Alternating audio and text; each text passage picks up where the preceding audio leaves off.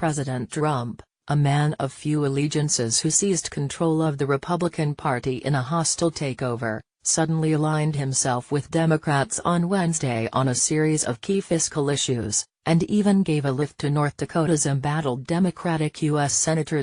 Trump confounded his party's leaders when he cut a deal with Democratic congressional leaders, Chuck and Nancy, as the president informally referred to them, on a short-term plan to fund the government and raise its borrowing limit this month. The president's surprise stance upended sensitive negotiations over the debt ceiling and other crucial policy issues this fall and further imperiled his already tenuous relationships with Senate Majority Leader Mitch McConnell, RKY, and House Speaker Paul D. Ryan, Republican Wisconsin.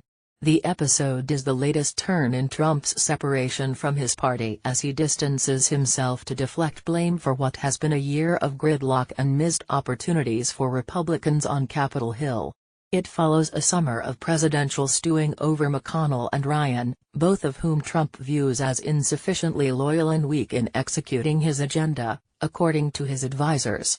Trump made his position clear at a White House meeting with both parties' congressional leaders, agreeing with Senate Minority Leader Charles E. Schumer, DNY, and House Minority Leader Nancy Pelosi, Democrat California, on plans for a bill to fund the government and raise the debt ceiling for 3 months. That effectively postpones until December a divisive fight over fiscal matters, including whether to fund construction of Trump's long-promised wall at the U.S.-Mexico border.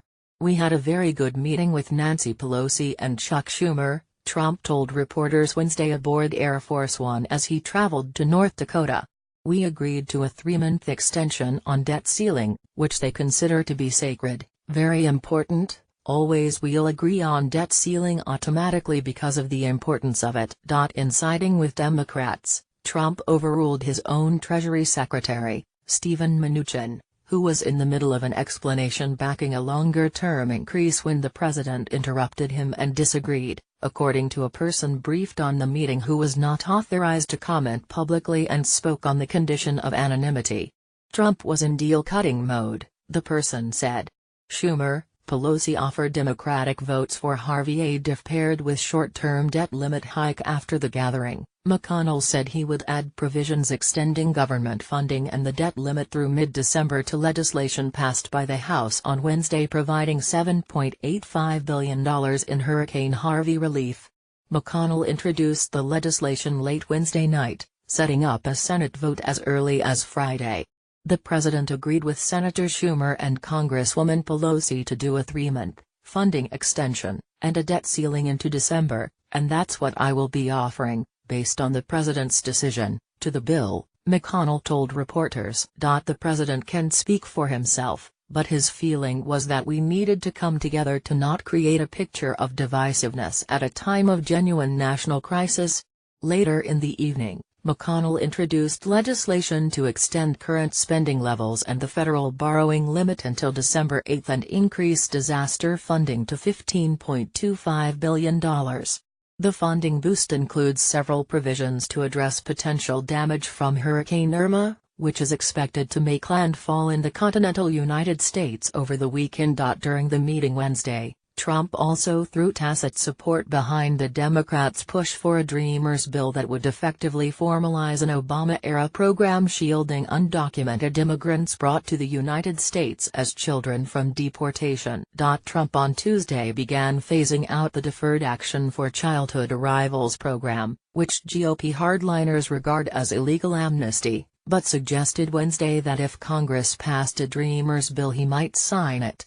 "Chuck and Nancy want to see something happen, and so do I," Trump said. Later Wednesday, Trump brought a special guest with him to an oil refinery in Mondon, North Dakota, to pitch his tax cut plan, Senator Heidi Heitkamp, a Democrat facing a tough re-election effort in a solidly Republican state that Trump carried in 2016 by 36 percentage points. He welcomed Heitkamp into his traveling delegation, affording her the chance to appear bipartisan by standing alongside a president popular with North Dakotans. As Heitkamp stepped onto an outdoor catwalk at the Mondon refinery to join him on stage, Trump delivered play-by-play commentary, "Everybody's saying, What's she doing up here? But I'll tell you what, good woman. Trump opened his speech by recounting his great bipartisan meeting at the White House. I'm committed to working with both parties to deliver for our wonderful, wonderful citizens, Trump said, citing Schumer.